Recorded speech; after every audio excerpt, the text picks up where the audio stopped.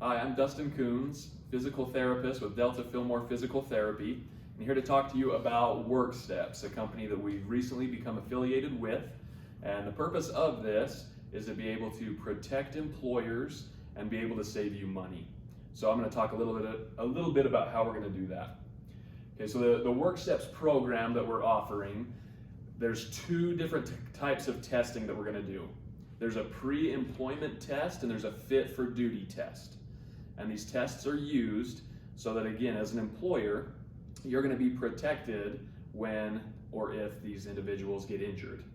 So we are going to be an independent party that is going to medically examine them, not only with the normal medical exam, but we are also going to do lifting and job-specific tasks.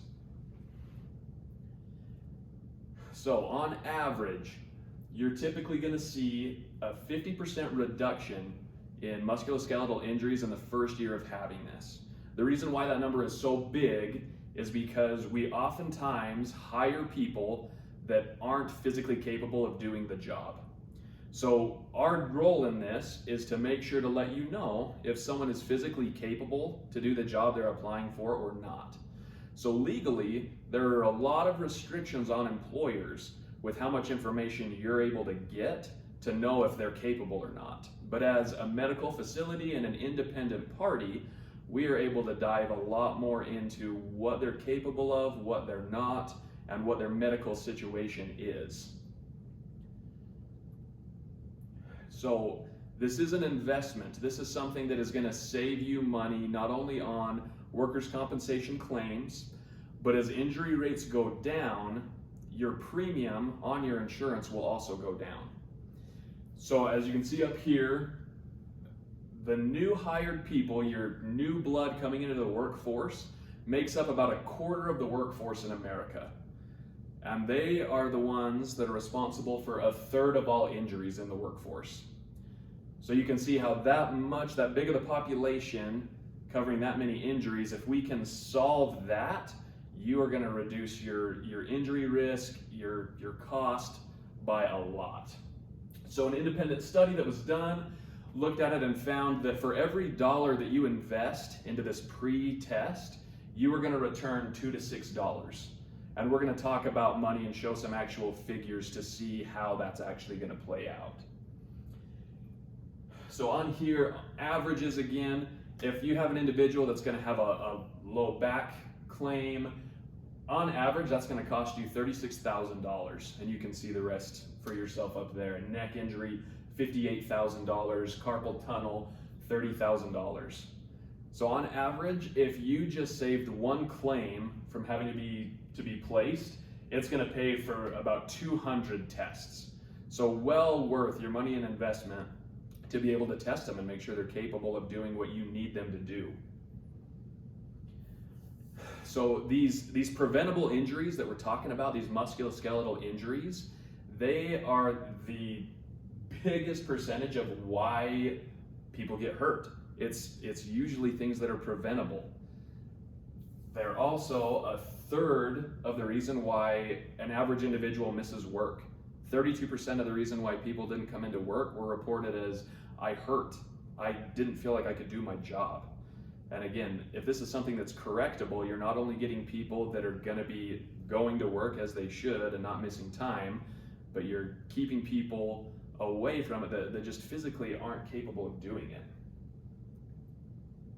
So we're going to talk a little bit about specifically this pre-test, and this is highly recommended. We have a lot more ability to examine things in depth if it's a pre-test, and we'll talk about why. So when an individual comes into us, part of their consent form is going to say they understand that they are going to give release of this information to their employer. They have to initial that they understand that. We're going to go through and conduct a medical history interview. So this is where we have the ability to get really in depth.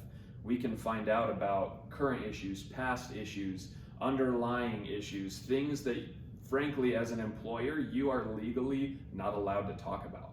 Okay? We're going to do baseline measurements. So we are going to have some individuals, depending on the job, they may not be healthy enough for us to even test them. So we're going to take vital signs. If they are not appropriate to even be tested, we are going to refer them to their physician, and they have to be cleared to say they are medically safe to be tested. We're going to do our musculoskeletal assessment, and as physical therapists, this is where we're really geared to help. So we've already talked about musculoskeletal injuries are the biggest preventable things that we can do. We are going to do a head-to-toe assessment of that individual. So if you came into me as a physical therapist, I might only look at your shoulder or your knee, what's bothering you. For this test, I have to look at everything from head to toe.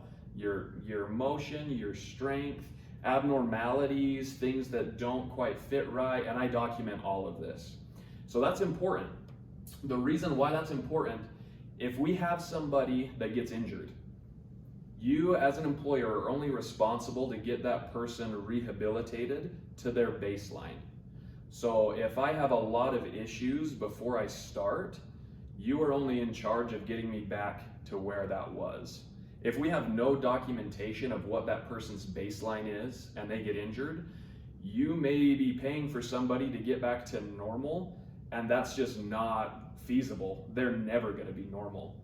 But without something to document that and protect you, you're going to have a lot more money going out for that particular case.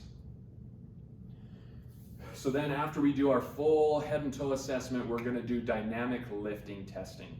So that can kind of break off into one of two things. If it is a manually labor-intensive job, we're going to make them push, pull, lift, do things that are going to be fairly strenuous, and we're going to document if they can do it or not.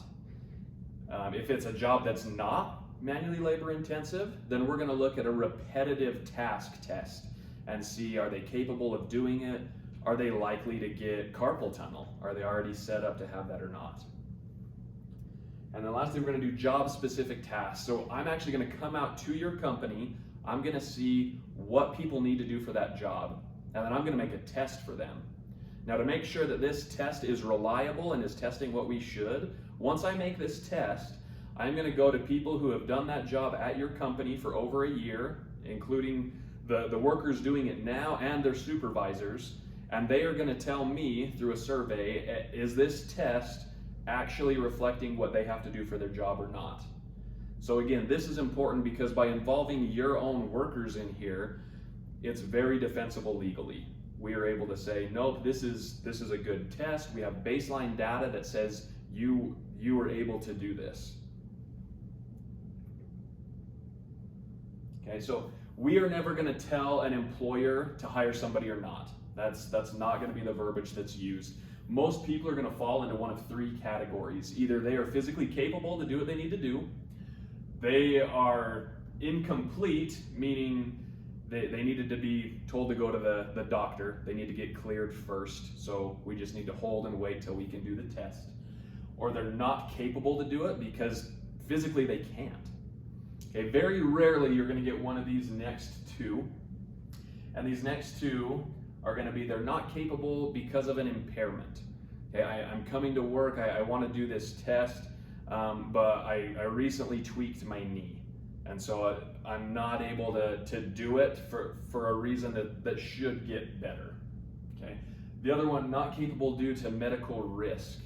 So if we have someone that we actually find has an underlying medical concern, then we're going to note that. If you've had a history of 20 years of low back pain and you're coming to a job that you're going to lift for 5 hours a day, yeah, you're a medical risk, not only to yourself, but to your fellow employees. So real quick, we're going to talk about the fit for duty. So this is the test that is for your existing employees. The reason why we really want you to do a pre-employment test is because of the variety and scope that we can look at. Once they are a full-fledged hired-on employee, we are very limited in the testing we can do.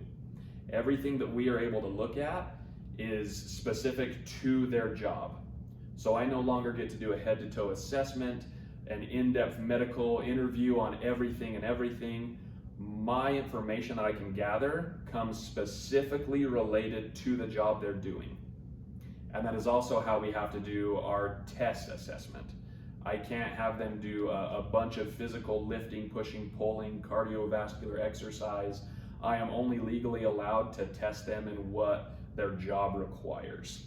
So it's not as in-depth of a test, and it's not going to give you as good of information. But the things that this is helpful for, if you have an employee that comes to a supervisor and he says, hey, I've been watching so-and-so, they don't look like they're okay. They're really lagging behind. They can't keep up with the pace. This is a way for you as the employer to be able to say, okay, I want you to go and get tested for fit for duty. I want to make sure that you are capable of doing your job. And again, this isn't going to be on you. You're using an independent party to be able to do it. The other thing is, if you just notice, if you're looking at somebody and they look like they have an injury and they're just trying to deal with it, well, we know if you have an injury and you're trying to work through it, you're likely to either make that worse or hurt somebody else. So if they're in that situation, you can stop them. Hey, you need to go and do a fit for duty test. We want to make sure you are capable to be able to do your job that we're paying you for.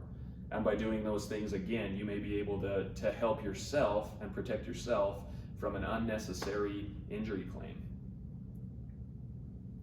So again, the verbiage that we're going to use here on a fit for duty test: you've been injured while you're an existing employee. We've looked and worked through everything. So how'd they do? Well, should they return to work? We say, yes, they're able to do everything that it says that's required of them. Great. Or no, they were not capable of doing what they were asked to do. We can also get a modified, and most people are either going to be safe to do it or they're going to be able to do a modified amount, where we can say they need to be able to do this, but upon testing we found they can't do A, B, and C. So they can do most of their job, they're going to keep working, they're going to keep being a successful employee, but they just need time before they're able to be cleared to do everything. So again, this is the primary reason that we've started this. We want to be able to help our community, not only the workers, but especially the employers. This is a way to be able to protect you and to save you money. This is a way that we are going to be able to help keep our money in our businesses and not having it go out to unnecessary claims. So please call or email if you have any questions, and we'd be happy to help. Thank you.